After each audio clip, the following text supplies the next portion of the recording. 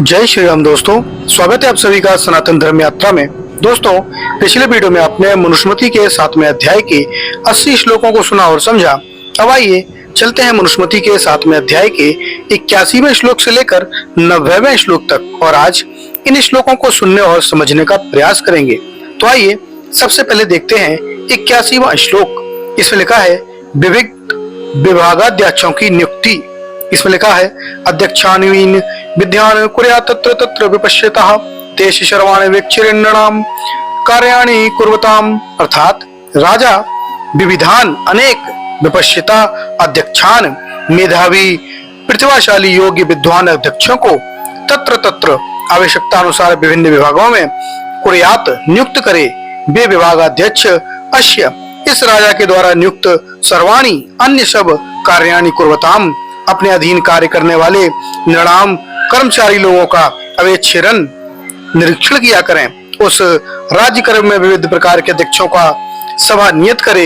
इनका यही काम है कि जितने जिस जिस काम के राजपुरुष होवें नियमानुसार व्रत कर यथावत काम करते रहें व नहीं करते हैं। जो यथावत करें तो उनका सत्कार और जो विरुद्ध करें तो उनको यथावत दंड दिया करें। अब इसके अनुसार देखिए तो कौटिल्य के अनुसार विभागाध्यक्ष आचार्य कौटिल्य ने अर्थशास्त्र 22वें अध्याय और 6वें से 52वें श्लोक में 34वें तक अध्यक्ष प्रचार नामक अधिकरण से योग्यता शक्ति और परीक्षा अनुसार अनेक विभागाध्यक्षों और उप विभागाध्यक्षों का विधान किया है। अध्यक्षों के पदों का विभाजन विभाग और कार्यानुसार होना चाहिए। कौटिल्य द्वारा परिगणित कुछ अध्यक्ष निम्न हैं। पहला है सेनाध्यक्ष, संपूर्ण सेनाओं का निरीक्षक। कोषाध्यक्ष, खजाने का अध्यक्ष। तीसरा है आक्राध्यक्ष यानी खानों का अध्यक्ष। चौथा है अच्छ पटलाध्यक्ष, आय व्यय का महानिरीक्षक। पांचवा है कोष्ठगाराध्यक्ष यानी कोठारी। छठवां है आयुध गाराध्यक्ष यानी युद्ध सामग्री का अधिकारी। सातवां है पण्याध्यक्ष यानी बाजार का नियंत्रक अधिकारी। आठवां है कुप्याध्यक्ष यानी कि वन की वस्तुओं का अध्यक्ष। नौवां है स्वर्णाध्यक्ष यानी सोने चांदी का अध्यक्ष। 10वां है लोहाध्यक्ष यानी लोहे आदि धातुओं का अध्यक्ष। 11वां है शीताध्यक्ष यानी कृषि विभाग या कर के रूप में एकत्रित धान्य का अध्यक्ष। 12वां है शुक्लाध्यक्ष यानी चुंगी का अधिकारी। 13वां है पौतवाध्यक्ष यानी तोल माप का नियंत्रक अधिकारी। 14वां है मानाध्यक्ष यानी देश काल में मानव का नियंत्रक। 15वां है सूत्राध्यक्ष यानी वस्त्र या सूत व्यवसाय का अध्यक्ष। 16वां है शून्याध्यक्ष यानी वध स्थान का अधिकारी। 17वां है नगराध्यक्ष यानी नगर का प्रमुख अधिकारी। 18वां है नावाध्यक्ष यानी नौका परिवहन का अधिकारी। 19वां है गोअध्यक्ष यानी गौ आदि दुधारी पशुओं का व्यवस्थापक अधिकारी। 20वां है अश्वाध्यक्ष यानी अश्वशाला का अधिकारी। 21वां है हस्त्याध्यक्ष यानी हस्तिशाला का अधिकारी। 22वां है रथाध्यक्ष यानी रथ सेना का अधिकारी। 23वां है पत्राध्यक्ष यानी पैदल सेना का अधिकारी। 24वां है मुद्राध्यक्ष यानी मुद्रा व्यवस्था का अधिकारी। 25वां है विविताध्यक्ष यानी चरागाह का अधिकारी और 26वां है लवणाध्यक्ष यानी टकसाल का अधिकारी। 27वां है धर्माध्यक्ष यानी धर्म निर्णायक अधिकारी। और विपश्चित का अर्थ विपश्चित प्रतिभाशाली मेधावी विद्वान को कहते हैं। निरुक्त 3/15 में कहा है विपश्चित मेधावी नाम राजा योग्य प्रतिभाशाली मेधावी विद्वानों को ही विविध विभागों में अध्यक्ष नियुक्त किया करे। उसके बाद 82वां श्लोक है। इसमें लिखा है राजा स्नातक विद्वानों का सत्कार करे। इसमें लिखा है आवृतानाम गुरुकुला त्रिपणाम पूजको भवेत नृपणामक्षो वेश निविदो ब्रह्मो अभिधीयते। अर्थात नृपणाम ब्रह्मा ऐसा अक्षय निधि विधीयते। सदा जो राजाओं को वेद प्रचार रूप अक्षय कोश है। गुरुकुलात आवृतानाम पूजिका भवेत, इसके प्रचार में कोई यथावत ब्रह्मचर्य से वेदादि शास्त्रों का पढ़कर गुरुकुल में आवे उसका सत्कार राजा और सभा यथावत करें। प्रणाम तथा उनका भी जिनके पढ़ाए हुए विद्वान होवें। इस बात के करने से राज्य में विद्या की उन्नति होकर अत्यंत उन्नति होती है। उसके बाद 83वां श्लोक है। इसमें लिखा है नातमिष्टेना चाचा मित्र हरंती ना च नश्यति तस्माद्रजः निधातव्यो ब्राह्मणे अच्छो निधि। अर्थात तम उस अच्छे निधि को नास्तेना चाना अमित्र हरंती न चोर और न शत्रु हर सकते हैं, तथा न नश्यति, न कभी नष्ट होती है। तस्मात् इसलिए राज्य राजा को ब्राह्मणेषु अक्षय निधि निधातव्य, ब्राह्मणों में अक्षय निधि स्थापित करनी चाहिए, अर्थात धन धान्य आदि का दान देना चाहिए। उसके बाद 84वां श्लोक है, इसमें लिखा है न स्कंदते न व्यहते न विनश्यति कहरचित वरिष्ठ अग्निहोत्रभ्यो ब्राह्मणस्य मुखे धृतम, अर्थात ब्राह्मणस्य मुखे हुतम, ब्राह्मणों से मुख से होम गया पदार्थ अर्थात ब्राह्मणों को दिया गया दान अग्निहोत्रेभ्य वरिष्ठम, अग्निहोत्र करने से भी श्रेष्ठ फलदायक है, क्योंकि वह न स्कंदते, न तो व्यर्थ गिरता है, न व्यथते, न सूखता है, और न विनश्यति, न कभी नष्ट होता है। जबकि अग्निहोत्र में दिया गया आहुति रूपी दान कुछ व्यर्थ बिखर जाता है, कुछ सूख जाता है और कुछ जलकर नष्ट हो जाता है। उसके बाद 85वां श्लोक है, इसमें लिखा है शम ब्राह्मणे दानम द्रुगुण ब्राह्मण ब्रुवे प्राधीते सहस्त्र शास्त्र समंतम वेद पारगे, अर्थात अब्राह्मणे दानम शमम, ब्राह्मण वर्ग से भिन्न व्यक्ति को दान देने से समान फल मिलता है, अर्थात उस दान का न अच्छा न बुरा फल मिलकर वह बराबर रहता है। ब्राह्मणम ब्रुवे, ब्राह्मण कहने वाले मात्र व्यक्ति को दान देने से द्विगुणम, दुगुना फल मिलता है। प्रधीते, पढ़ने वाले को देने से सत सहस्त्रम, लाख गुना, और वेद पारगे, वेदों में पारंगत विद्वान को दान देने से अनंतम, अनंत फल मिलता है। उसके बाद 86वां श्लोक है, इसमें लिखा है पात्रस्य हि विशेषेण श्रद्धा दानतेव चह अल्पम वा बहुवा प्रत्यदानस्य फलमनुष्यते, अर्थात पात्रस्य हि विशेषेण, पात्र की विशेषता से अर्थात दान लेने वाला जैसा जैसा सुपात्र है उसके अनुसार, और श्रद्धानत्यः, श्रद्धा से दान देने पर, दानस्य, दान देने का, अल्पम वा बहुवा, थोड़ा बहुत तो आवश्यक ही, प्रत्य परलोक में फलम अनुष्यते, फल प्राप्त होता है। अब इसके अनुसार देखिए तो 83 से 86 श्लोक निम्न आधारों के अनुसार प्रक्षिप्त हैं। पहला कारण है प्रसंग विरोध।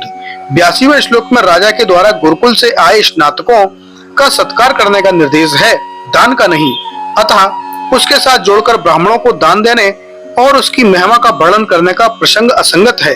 ब्राह्मणों को दान देने की चर्चा 79वें श्लोक में हो चुकी है।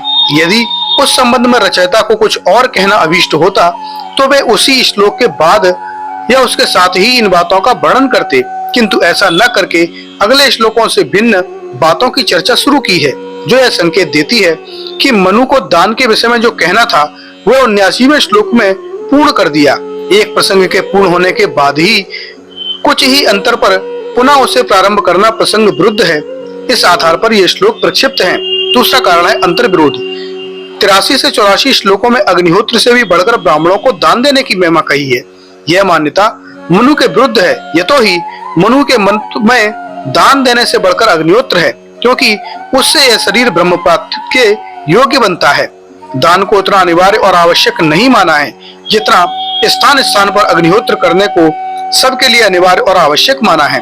दूसरे अध्याय के 3रे श्लोक में, 44वें श्लोक में, 80 और 81वें श्लोक में, 83वें श्लोक में, 161वें श्लोक में, तीसरे अध्याय के 67 से 76वें श्लोक में, चौथे अध्याय के 21 से 25वें श्लोक में, 5वें अध्याय के 169वें श्लोक में, 6वें अध्याय के 4 से 11 श्लोकों में आदि। और फिर दान तो पंच महायज्ञों का एक भाग मात्र है, जैसे भिक्षा दान आदि। जब दान अंग और पंचयज्ञ अंगी हो तो स्वतः अग्निहोत्र की प्रमुखता सिद्ध होती है। इस प्रकार ये श्लोक मनु की मान्यता के विरुद्ध हैं। 85 से 86 श्लोकों में पात्रों का वर्णन करते हुए अब ब्राह्मण को भी दान देने का पात्र सिद्ध किया है। यह मनु की आधारभूत मान्यता के ही विरुद्ध है। मनु ने केवल ब्राह्मण को ही दान देने का अधिकारी घोषित किया है, अन्य वर्णों को केवल दान देने मात्र का आदेश है। इन अंतर विरोधों के आधार पर भी ये सभी श्लोक प्रक्षिप्त हैं। तीसरा कारण है शैलीगत आधार। सभी श्लोकों की शैली अतिशयोक्तिपूर्ण है और 85 से 86 श्लोकों की अयुक्तियुक्त भी, क्योंकि दान देने का फल पात्र को देखकर नहीं अपितु उसके उद्देश्य या उपयोग पर आधारित है। समान, द्विगुण, सहस्त्र गुण आदि का निश्चय करना भी निराधार बात है। इस आधार पर भी ये श्लोक मनुप्रोक्त सिद्ध नहीं होते। उसके बाद 87वां श्लोक है, इसमें लिखा है समुतमाध में राजा त्वाहुता पलायन प्रजा न निवर्तते संगामर्तात् छात्रम धर्म मनुस्मरम। अर्थात प्रजापाल्यम राजा, जब कभी प्रजा का पालन करने वाले राजा को सम उत्तम अधर्म में आहुता तू अपने से तुल्य उत्तम और छोटा संग्राम में आह्वान करे तो छात्रम धर्मम अनुस्मरम, क्षत्रियों के धर्म का स्मरण करके संग्रामात न निवर्ततेत, संग्राम में जाने की कभी निवृत्त न हो, अर्थात बड़ी चतुराई के साथ उनसे युद्ध करे जिससे अपनी ही विजय हो। उसके बाद 88वां श्लोक है, इसमें लिखा है संग्रामेभ्य निवर्तितम प्रजाम चैव पालनम शुश्रूषा ब्राह्मणानाम च राज्याम श्रेयस्करम परम। अर्थात संग्रामेषु अनिर्वृतम, संग्राम में न टलना, और प्रजा नाम पालनम, प्रजाओं का पालन करना, तथा ब्राह्मणा नाम शुश्रूषा, ब्राह्मणों की सेवा करना, राज्याम परम श्रेयस्करम, ये बातें राजा के लिए परम कल्याणकारी हैं। अब इसकी अनुशीलन देखिए तो 88वां श्लोक निम्न प्रकार से प्रक्षिप्त सिद्ध होता है। पहला कारण है प्रसंग विरोध। यह 88वां श्लोक पूर्वापर प्रसंग को भंग कर रहा है। पूर्वापर प्रसंग संग्राम से न लौटने का वर्णन करने का है। 87वें श्लोक में संग्राम से न लौटने का कथन है और 79वें यानी 89वें श्लोक में उसका फल वर्णित है।